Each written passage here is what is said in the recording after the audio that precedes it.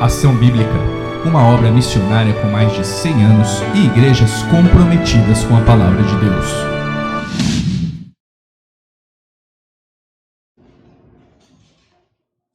Muito boa noite, é com muita alegria que nós iniciamos mais uma mensagem aqui na nossa querida Ação Bíblica de Bauru. E hoje, com a graça de Deus, nós vamos meditar no texto que se encontra no livro de Atos, no capítulo 1, tá? De 1 a 11. Bom, Atos 1, de 1 a 11. Eu sei que a igreja já localizou o texto que eu pedi antecipadamente, então nós vamos partir para a leitura, tá? Escrevi o primeiro livro, ó Teófilo, relatando todas as coisas que Jesus começou a fazer e a ensinar. Até o dia que, depois de haver dado mandamentos por intermédio do Espírito Santo aos apóstolos que escolheram, foi elevado às alturas. A estes também, depois de ter parecido, se apresentou vivo, com muitas provas incontestáveis, aparecendo-lhes durante 40 dias e falando das coisas concernentes ao reino de Deus. E comendo com eles, determinou-lhes que não se ausentassem de Jerusalém, mas que esperassem a promessa do Pai, a qual disse ele: de mim ouvistes. Porque João, na verdade, batizou com água, mas vós sereis batizados com o Espírito Santo, não muito depois destes dias. Então os que estavam reunidos lhe perguntaram: Senhor, será esse o tempo em que restaures o reino a Israel? Respondeu-lhes: não vos compete conhecer tempos ou épocas que o Pai reservou pela sua exclusiva autoridade.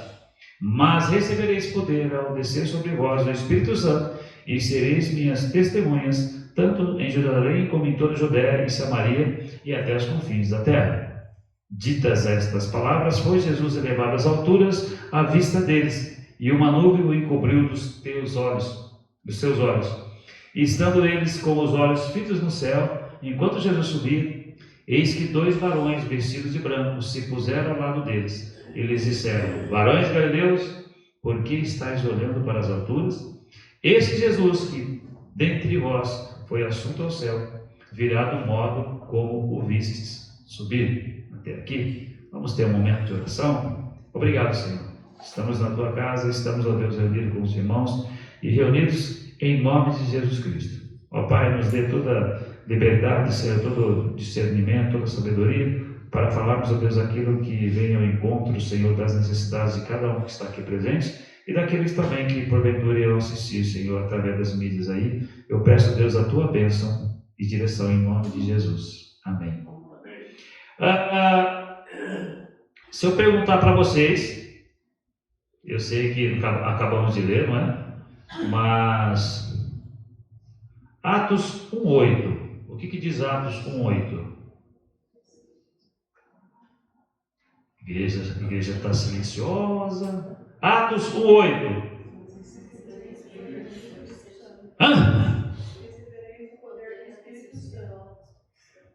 Às vezes eu acho que a igreja tem medo de se manifestar, mas tudo bem. Eu estou perguntando isto porque certamente muitos de vocês conhecem Atos 1:8. Mas receberei poder a descer sobre vós o Espírito Santo. E a nossa base de mensagem hoje é exatamente o versículo 8. Recebereis poder ao descer sobre vós o Espírito Santo, e sereis minhas testemunhas, tanto na Judéia como em toda a Samaria. Gente, nós estamos falando de algo poderoso, que é o poder do Espírito Santo na vida daqueles que aceitam Jesus Cristo. Certa vez, há algum tempo, eu não me lembro se foi esse ano, nos meus devocionais de segunda-feira, eu disse que o gorila, ele é um animal, eu particularmente do reino animal, eu sou fã em contexto do gorila. Eu acho ele um animal incrível, muito forte, muito inteligente. Mas eu falo, parece que ele tem um comportamento que ele nem sabe a força que ele tem. O gorila tem força de 10 homens, quando adulto. Então você vê aquelas imagens do pessoal fazendo trabalhos aí perto deles, no meio da selva, filmando eles quietinhos ali. É claro que não pode fazer gestos de agressão, que aí é complicado. Mas eu estou fazendo essa referência porque talvez, eu digo sempre talvez, porque é uma reflexão minha, dentro da igreja existam pessoas que não pararam ainda para pensar o poder que tem nas mãos, que é o poder do Espírito Santo. É o poder do Espírito Santo. E quando nós vemos aqui nesse livro de Atos, essa narração, esse escrito que foi deixado, narrando os acontecimentos que envolveram a ascensão de Cristo aos céus, Jesus aqui, ele ratificou, ele confirmou a promessa que ele havia feito em João 14, 16 e 17. João 14, 16 e 17, tá? A gente vai colocar aqui no telão para ficar mais fácil para os irmãos procurarem. Que é onde Jesus fala do outro Consolador, certo? Ele refere que ele iria, tá? João 14, e eu rogarei ao Pai, e ele vos dará outro Consolador, a fim de que esteja para sempre convosco. O Espírito da verdade, que o mundo não pode receber, porque não vê nem o conhece. Vós o conheceis, porque ele habita convosco e estará em vós. Então, e também no capítulo 16, 8 e 13, tá? De João 16, 8 e 13, quando Jesus estava já pré-anunciando a sua morte, e ele fala, repetindo para os seus servos, que eles não ficariam sozinhos nesse mundo, né? Porque ele falou, 16, 8, cadê? Quando ele vier, que é o Espírito Santo, ele convencerá o homem do pecado, da justiça e do juízo. Do pecado porque não crê em mim, da justiça porque eu vou para o Pai e não me vereis mais, do juízo porque o príncipe desse mundo já está julgado. Então ele anuncia o Consolador, que é o Espírito Santo, e anuncia a missão do Espírito Santo para os seus servos, para eles não ficarem agitados.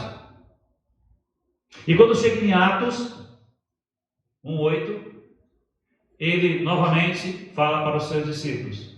E como nós vimos lá no texto que acabamos de ler, Jesus ressuscitou poderosamente, não é? Ressuscitou, e ele apareceu para os discípulos, esteve no meio deles, ceou com eles, e aqui em Atos, ele estava já prestes a subir e voltar para a casa do Pai, né? E ele falou, mas recebereis poder ao descer sobre vós o Espírito Santo. Vejam, irmãos, como é muito importante a colocação das palavras, como eu gosto muito de frisar sempre.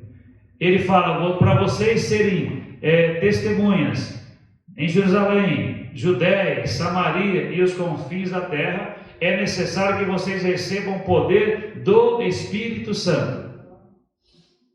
Mas recebereis poder ao descer sobre vós o Espírito Santo. E aí vocês serão minhas testemunhas. Incrível, não é? Incrível. Porque, como nós acabamos de ver também em João, quando ele fala do Consolador, ele está colocando exatamente essas palavras. O Consolador viria para dar poder para os homens, para pregar o Evangelho. E esse Consolador, que é o Espírito Santo, ele tem a incumbência de convencer o homem. Por isso que nós, graças a Deus, baseados nos estudos da Santa Palavra, nós temos a convicção de que não é com uma gritaria no púlpito, não é com música alta, não é com apelos exagerados que a pessoa vai se convencer a aceitar a Cristo. É uma ação direta do Espírito Santo. Cabe-nos pregar a palavra, anunciar a salvação. E a testemunha, quando nós lemos muito na Bíblia falar sobre testemunha, tá? É exatamente falar para as pessoas aquilo que Cristo fez para nós, o que nós presenciamos em nossas vidas e na vida dos nossos também. E falar para a pessoa, Deus pode fazer a mesma coisa por você. Então, quando Cristo ele anuncia o Espírito Santo, ele sobe aos céus, ele fala, vocês vão receber poder ao descer sobre vós o Espírito Santo. E isso aconteceu. Atos 2, a descida do Espírito Santo, ao cumprir-se o dia de Pentecostes, estavam todos reunidos no mesmo lugar. De repente veio do céu um som como de um vento impetuoso e encheu toda a casa onde estavam assentados. Atos 2, de 1 a 4, e apareceram distribuídas entre eles línguas como de fogo, e pousou uma sobre cada um deles. Todos ficaram cheios do Espírito Santo de passar a falar em outras línguas, segundo o Espírito lhes concedia que falassem. Línguas de anjos? Não. Línguas de homens. Quando eu paro para pensar nesse evento do Pentecostes, a descida do Espírito Santo, eu fico imaginando como que aqueles homens se comportaram. Qual foi o susto que eles levaram? Porque a Bíblia nos ensina que nesse momento existiam ali medos, partos, elamitas, naturais da Mesopotâmia, Judéia, Capadócia, Ponto e Ásia, Frígia, Panfilha, do Egito, das regiões da Líbia, nas iniciações de Cirene, romanos que residem, judeus como prosélito, cretense, arábios. Todos esses homens e mulheres estavam ali ouvindo os discípulos falarem, e todos ouvindo na sua língua paterna. Como que é isso, gente? Poder do Espírito Santo.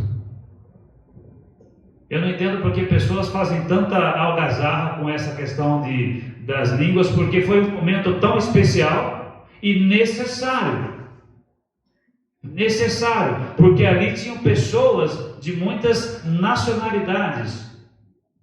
Nós já vimos aqui, já recebemos visita em nossa igreja de irmãos que são de outro país, suíço, francês principalmente, e foi necessário um tradutor, porque ele não sabia falar o português, ele falava em outra língua. Aqui Deus sabia dessa dificuldade, mas ele tinha que anunciar o Evangelho, e ele falou: vocês vão receber poder do Espírito Santo, e o Espírito Santo desceu com poder, habitou naqueles homens, e o primeiro fato ali do Espírito Santo na terra, descendo sobre os homens, fez com que eles falassem em línguas que todos os que estavam ouvindo pudessem entender. Ninguém ali era poliglota, que falava em várias línguas, vários idiomas. Aliás, seria mais que poliglota. Mas eram homens revestidos com o poder do Espírito Santo. Mas aí continua os milagres e os acontecimentos derivados da presença do Espírito na vida daqueles homens. A Bíblia nos diz aqui em Atos, no próprio capítulo, no capítulo 2, que quando Pedro discursou, foram acrescentados 3.000 novas almas. 3.000 pessoas se converteram ouvindo a pregação de Pedro. Mas Pedro era eloquente? Pedro tinha domínio das palavras? Se você olhar capítulo 4, tá? Capítulo 4 de Atos, versículo 13, quando Pedro discursou perante o Sinédrio, eles falaram assim: ao verem, 4:13, ao verem a intrepidez de Pedro e João, sabendo que eram homens iletrados e incultos, admiraram-se e reconheceram que havia ele estado com Jesus. Vejam, irmãos, como que acontece a pregação do Santo Evangelho. As pessoas não estão ali no púlpito com base no seu conhecimento, ou melhor, na sua formação acadêmica. Não está chamando para o púlpito quem tem uma formação de segundo grau, de pós-graduação, que é muito bom para o trabalho, é muito bom que você estude, sim, é necessário para você poder ter um emprego legal e cuidar da sua família. Mas a pregação do Evangelho, o ofício de pregar o Evangelho, ela vem primeiro de uma vida convertida ao Senhor. E de repente aquela vida não teve uma formação acadêmica tão abrangente como outros, mas ela está municiada pelo Espírito Santo de Deus. É o poder de Deus agindo na vida das pessoas através do Espírito Santo. E foi assim que aconteceu com Pedro e com João. E vejo que chamou a atenção das pessoas, mas esse não é o pescador, ele é iletrado, eles são incultos. Ele nem sabe escrever direito, mas o poder de Deus estava sobre eles. A pregação do Santo Evangelho, irmãos, ela não carece de uma iluminação especial. Quem tiver condições de fazer, faça. Mas nunca coloque isso como princípio básico. A pregação do Evangelho genuína está baseada na palavra de Deus e no poder do Espírito Santo. Por isso, muitas mensagens, muitas pregações, eu não estou dizendo aqui, deixa daquele, eu ouço, eu vejo, leio livros, que muitas pregações estão vazias. Porque estão distantes da palavra de Deus. Porque a preocupação das pessoas é fazer um púlpito bonito. É que o louvor esteja bonito. Glória a Deus que o louvor esteja bonito. Mas de nada adianta você ter uma pessoa musicista ou um músico cantando na igreja, tocando instrumentos, se aquela pessoa não for convertida. É vazio. Agora, quando um culto ele tem a unção do Espírito Santo, ele está direcionado pelo poder do Espírito Santo. E vidas são alcançadas, vidas são tocadas, porque aquilo que aquele homem está falando, aquele servo, aquela serva de Deus está anunciando, é a palavra de Deus. Não é a preocupação com a questão estética. A preocupação é com o conteúdo da pregação. E esses homens são um exemplo bem claro disso. Eram homens incultos e letrados, mas no poder do Espírito Santo estavam pregando a palavra e 3.000 pessoas se converteram. No poder do Espírito Santo. Quando eu vejo a vida desse homem, já preguei sobre isso aqui, Pedro, a transformação que teve na vida de Pedro, eu gostaria que vocês lessem também comigo. Nós estamos aqui no capítulo 3. Pedro participando desse começo do ministério, pregando a palavra poderosamente. Lá em capítulo 3 de Atos, está ali, a cura de um coxo. Vejam a ousadia e a intrepidez desse homem, com base na presença do Espírito Santo que estava habitando no coração dele. A Bíblia nos diz que Pedro e João subiam ao templo para a oração da hora nona. Era levado um homem coxo de nascença, o qual punha diariamente à porta do templo chamado Formosa para pedir esmola aos que entravam. Vendo ele a Pedro e João que iam entrar no templo, implorava que eles dessem uma esmola. Pedro, fitando-o juntamente com João, disse: olha para nós. E ele os olhava atentamente, esperando receber alguma coisa. Pedro, porém, disse: não possuo nem prata, nem ouro, mas o que tenho, isso te dou. Em nome de Jesus Cristo Nazareno, anda. E ele andou. Mas olha a coragem, movida pelo Espírito, desses homens falar: olha para nós. Irmãos, nós como servos do Senhor, servas do Senhor, nós temos que estar vivendo de forma que nós tenhamos a condição de clamar que alguém olhe para nós. Porque se as pessoas olharem para nós, para as nossas vidas, e verem o pecado superabundando, as pessoas não virão à igreja. As pessoas não irão tomar uma decisão ao lado de Cristo. E quando esses dois homens, Pedro e João, tiveram essa coragem e intrepidez, é porque eles estavam vivendo no poder do Espírito Santo. Pedro agora tinha se convertido. Não era mais o Pedro que duvidava, não era mais o Pedro que cortou a orelha de um servo quando Cristo foi preso, não era o Pedro que negou a Jesus. Era o Pedro redimido, salvo, regenerado. E agora ele estava com uma questão ainda maior, um fato diferenciado. O Espírito Santo estava habitando no coração dele. E a Bíblia nos fala aqui, que ele falou para aquele homem: olha para nós. Irmãos e irmãs, que essa seja a nossa vida perante a sociedade. Que nós tenhamos condições de olhar para as pessoas e falar: olha para mim, olha para mim. Eu estou falando em nome de Jesus para a sua vida. E as pessoas possam sentir de fato a presença de Deus em nossas vidas.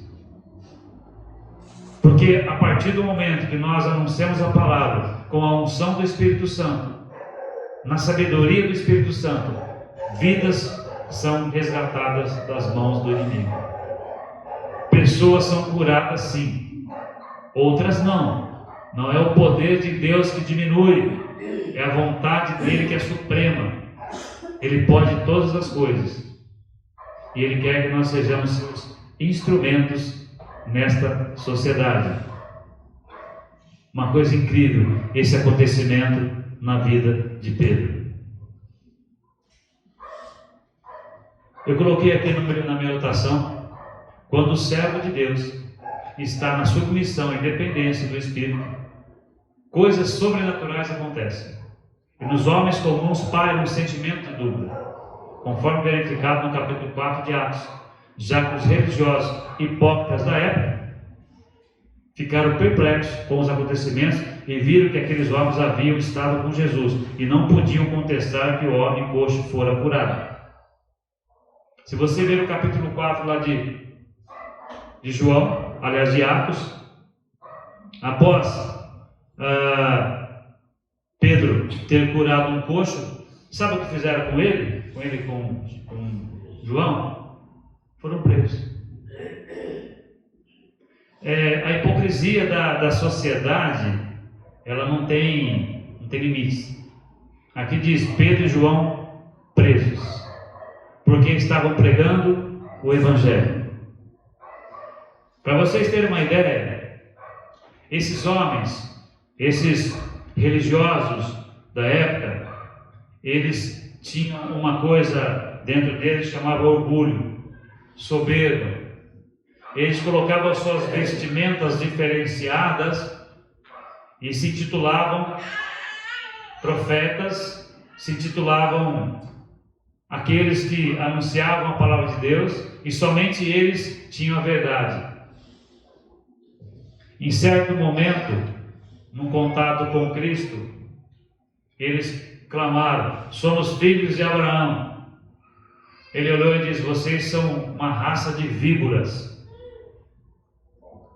Porque eram hipócritas, porque eles não conseguiam aceitar que homens que vieram da parte de Deus, pregassem o Evangelho. Porque eles achavam que a sabedoria estava só com eles. Eles prenderam João e prenderam João e Pedro. E quando eles estiveram diante do Sinédrio explicando, como já citei anteriormente, apesar deles referirem que Pedro era incauto, esses homens são incautos, são iletrados, mas eles admitiram que haviam ele estado com Jesus. E vendo com eles o homem que fora curado, nada tinham que dizer ao contrário. Quer dizer, estava muito claro, aquele homem passou a andar. Mas eles não engoliam isso, gente. Eles não aceitavam isso. E falaram para Pedro: nós vamos soltar vocês, mas eu não quero que vocês falem mais de Cristo. É interessante, né? Pedro falou: nós não podemos deixar de falar das coisas que vimos e ouvimos. No versículo 19 de 4. Mas João e Pedro lhe responderam: julgar-se é justo diante de Deus ouvirmos antes a vós outros do que a Deus, pois nós não podemos deixar de falar das coisas que vimos e ouvimos. Depois, ameaçando-os mais ainda, os soltaram, não tendo achado como os castigar, por causa do povo, porque todos glorificavam a Deus pelo que acontecera. Veja só, os atos de Pedro, dos apóstolos, dos discípulos, era de um poder tão grande que aquelas pessoas passaram a crer em Jesus. E isso, lógico, era uma afronta às autoridades. Prenderam e falou: vamos soltar, mas não quero que vocês falem mais do nome de Jesus. Falou: vamos falar. Não tem como ouvir vocês, nós vamos pregar a palavra.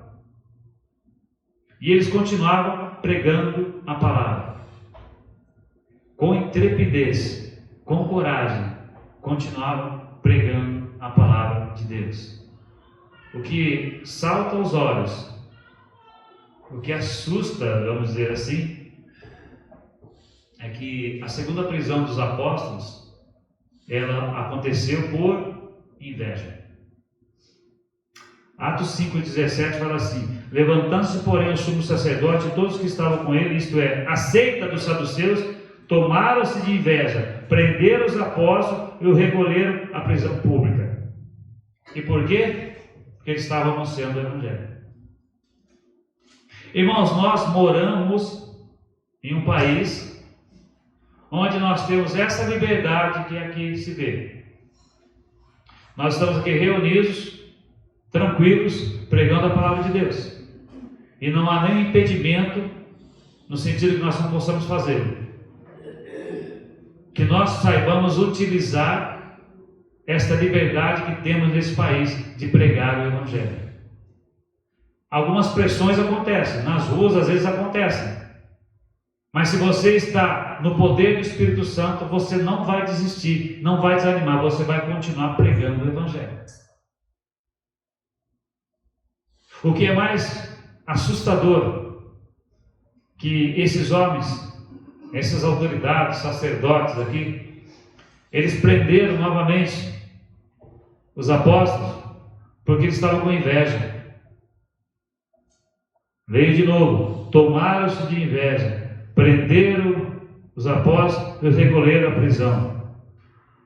Falaram assim: acabou o problema, não é? Agora eles estão presos, eles vão calar a boca. Dedo engano. No versículo 20 fala: mas de noite um anjo do Senhor abriu as portas do cárcere e conduziu-os para fora e disse: ide, e apressando-nos no templo, dizei ao povo todas as palavras dessa vida.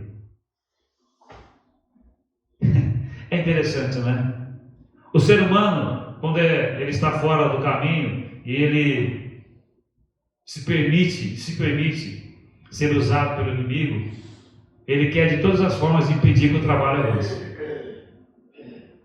Mas não adianta, gente. Não adianta.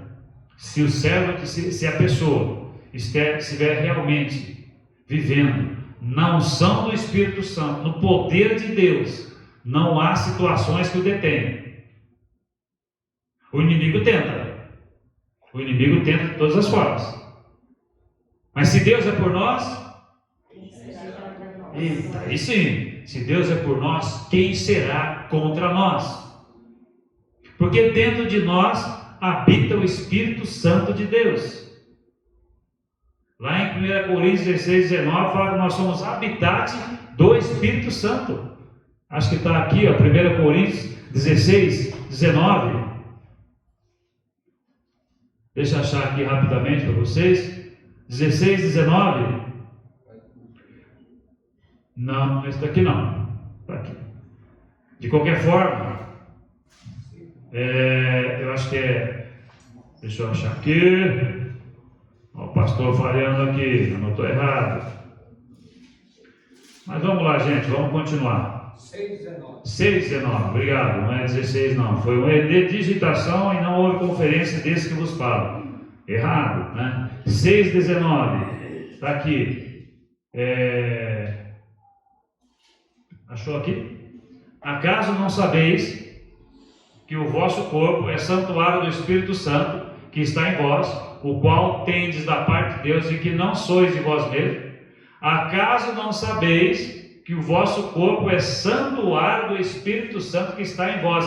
Irmãos e irmãs, se você aceitou a Cristo, o Espírito Santo está habitando em você, e todas as suas obras daqui para frente já não são suas, não são minhas. Elas dependem de uma ação direta do Espírito Santo de Deus que está em nós. E como eu disse anteriormente e repito, se Deus é por nós, quem será contra nós? De nada adiantou prender esses homens.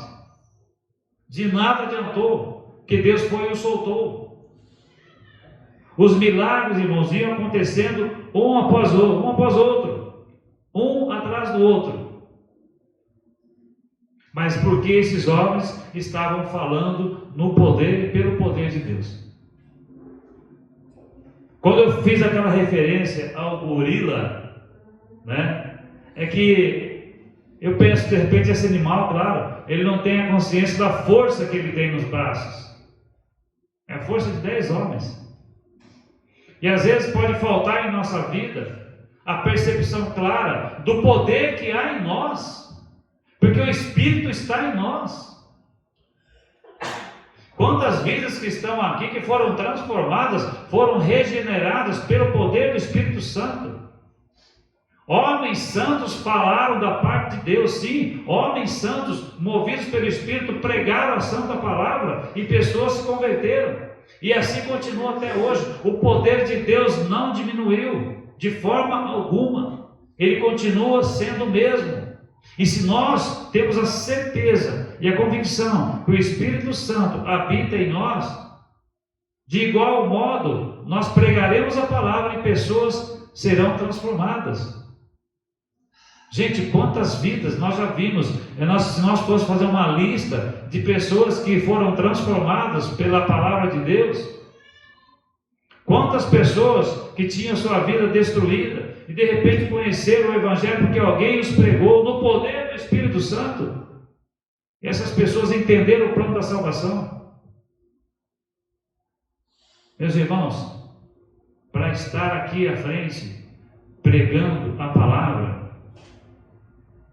é preciso, é claro, é muito importante, é necessário, é urgente que aquele que está falando tenha em si a consciência exata de ser um servo de Deus, de ser uma nova vida.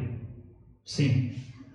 Porém, não se engane se alguém chegar em você e falar para você ser um bom pregador, você precisa fazer curso. Teologia, ser PhD em alguma coisa. Não estou discutindo o conhecimento. Ele é muito importante. Mas pessoas às vezes se perdem na pregação do Evangelho porque quer ficar mais atrás de questões históricas, geográficas, políticas da época. E eu não digo que não é importante, mas de nada vai adiantar você ter uma formação acadêmica na palavra, se você não viver pelo poder da palavra. De nada vai adiantar você ter lido 300 livros, 400 livros e chegar na igreja e falar: eu li tantos livros, ok, como é que vai a sua vida com Deus? Vocês entendem? Volto a repetir, não que ler livros não seja importante, não que estudar não seja importante, mas o mover na igreja, o mover da palavra está no poder do Espírito Santo. Se você vem aqui à frente, se você está no seu trabalho, se você está na família e está falando de Deus, é no poder do Espírito. Porque o Espírito, ele arrebenta os corações. Quando ele se coloca na condição, ele te dá as palavras certas, as pessoas ficam assim, não sabem o que fazer. Quantas vezes nós já vimos exemplos de pessoas que falam: eu não tive outra decisão a tomar a não ser aceitar a Cristo, porque aquela palavra me compungiu, me encostou, falou: poxa, eu não tenho como fugir disso. Eu penso que é uma coisa absurda, uma coisa absurda, quando nós olhamos para a sociedade, para a humanidade, e contemplando tudo que está ao nosso redor, ainda muitas pessoas, milhares de pessoas falam: não existe Deus. Coração endurecido. Porém, quando o coração se abre, gente, não há o que segure o poder de Deus. E para nós anunciarmos a palavra de Deus, é importante que nós estejamos municiados pelo Santo Espírito de Deus. Eu termino pedindo que se abra esse texto que eu li aqui na reunião de oração na quinta-feira, Atos 8. Atos 8, que eu vou deixar uma interrogação para todos nós. Atos 8, 4. Filipe prega em Samaria. Entre mentes, os que foram dispersos iam por toda parte pregando a palavra. Por que disperso? Porque houve a primeira perseguição à igreja. Se você voltar no capítulo 1 anteriormente, tá? narrou ali no capítulo 7, tá? Começou no capítulo 7, falando sobre a questão de Estevão, até a morte de Estevão. Então ali fala que houve uma dispersão, houve uma perseguição, e as igrejas dos apóstolos saíram. Tiveram que sair de onde estavam. Mas eles pararam de pregar? Não. E aqui diz assim: entre mentes os que foram dispersos iam por toda parte pregando a palavra. Filipe, descendo a cidade de Samaria, anunciava-lhes a Cristo. As multidões atendiam unânimes às coisas que Filipe dizia, ouvindo-as e vendo os sinais que ele operava. Pois os espíritos imundos de muitos possessos saíam gritando em voz alta, e muitos paralíticos e coxos foram curados. Olha que coisa bonita o versículo 8. E houve grande alegria naquela cidade. Irmãos, quando nós anunciamos a palavra de Deus, nós temos que estar nessa expectativa, nessa esperança, de levar, também de causar alegria nas pessoas. Houve grande alegria naquela cidade, que eles olhavam aquele servo de Deus pregando com coragem, com intrepidez. Porque se você for parar para pensar, a partir do momento que houve a perseguição, seria natural que, como seres humanos, vamos esconder, porque senão vão arrancar minha cabeça. Eles falaram: não, vamos continuar pregando. Por quê? Porque o mestre assim o ensinou: ide e pregar o evangelho a toda criatura. Não foi? E vocês vão testemunhar no poder do Espírito Santo. Não foi? Vocês vão receber o Espírito Santo. E não receberam? E eles falaram: nós vamos ficar parados com medo da autoridade, com medo, não, nós vamos pregar o evangelho. E saíram pregando. Irmãos, o poder do Espírito Santo não é algo que nós podemos medir com o nosso conhecimento, com a nossa forma de deduzir. O poder do Espírito Santo é algo que foge ao nosso entendimento. A profundidade da palavra de Deus muitas vezes foge ao nosso entendimento, porque é algo superior. Mesmo assim, Deus nos usa para esse ministério incrível. Coisas sobrenaturais acontecem na pregação do Evangelho, sim. A grande questão é que as pessoas ficam buscando: mas será que vai fazer o coxo andar? Vai fazer o cego ver? Se Deus quiser, assim acontece. Quantas pessoas nós já vimos sendo curadas, sendo transformadas, e principalmente transformadas espiritualmente? O milagre da conversão é algo sobrenatural. E eu penso que nós devemos estar buscando isso diariamente. Que as nossas vidas, que o nosso testemunho possa causar nas pessoas alegria. Como diz o texto, houve grande alegria naquela cidade. Que nós possamos, no poder do Espírito Santo, anunciar a salvação, anunciar o arrependimento e anunciar a certeza da vida eterna em Cristo Jesus. E nós temos condições de fazer isso, porque em nós habita o poder de Deus. Se você de repente fala assim: poxa, pastor, eu não tenho a minha escrita não é muito boa. Não se preocupe. Pregue a palavra. Eu já lidei com muitas pessoas pregando o evangelho, que você vê que a pessoa, ela não tem muita formação acadêmica, mas a pessoa fala com uma profundidade, com uma verdade, que é algo assim que encanta. E por quê? Porque ela está falando no poder do Espírito Santo. Não vá à igreja, aliás, eu falo para você: não vá à igreja, fique sentado no banco fazendo correções gramaticais para com o pregador. Isso é pecado. E eu já ouvi isso. Mas falou isso, está errado, é no plural, é no singular. Pare com isso. Pense no que está sendo anunciado: a salvação. Lembre lá de Pedro: homens iletrados e incultos, mas no poder do Espírito Santo, iniciaram a igreja de Jesus Cristo ali. Na sequência, você lê o livro de Atos, na sequência teve a primeira vez que os servos foram chamados de cristãos. Foi a primeira vez. A gente chama de a igreja primitiva, começou lá em Atos. Mas não foi por vontade de homens, foi no poder do Espírito Santo. A gente volta para encerrar no versículo que colocamos como base, Atos 1:8. mas recebereis poder ao descer sobre vós o Espírito Santo. Gente, esse poder nós não podemos imaginar o tamanho desse poder. Mas nós sabemos que uma vez que nas mãos de Deus, e quando nós colocamos verdadeiramente à disposição do Senhor, esse poder se manifesta através de nós. E a nossa pregação, o nosso evangelismo, ele vai causar mudanças nas vidas, vai gerar mudanças na vida sim, porque nós estamos pregando no poder do Espírito Santo.